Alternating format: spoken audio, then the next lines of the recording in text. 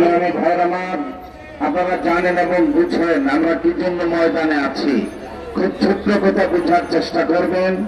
আমাদের বাংলাদেশ পরিবারতান্ত্রিক ভাবে চলছে। মা বাবা ভাই বোন দাদা দাদি একটা পরিবার নিয়ে আমরা চলি। এই পরিবারতন্ত্রকে ধ্বংস করে একটা পোষ্যতন্ত্র দেশে প্রতিষ্ঠা করতে চায়।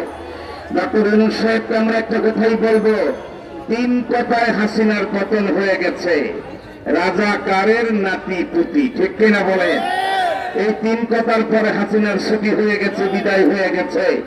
আপনিও যদি 3 কথা বলেন নারী নীতিমালা বাস্তবায়ন করব, হাসিনার পতন হয়েছে 36 দিনে, আপনার পতন হবে 36 ঘন্টার মধ্যে, ঠিক কিনা বলেন?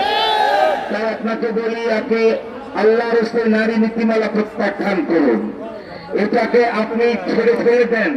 নারী নীতিমালা কমিশনে যে সকল নারীরা যাদের গা থেকে তাসলিমার দুর্গন্ধ পাওয়া যায়, এরা বেশ্যা চরিত্রের, এরা বাংলাদেশকে ধ্বংস করতে চায়।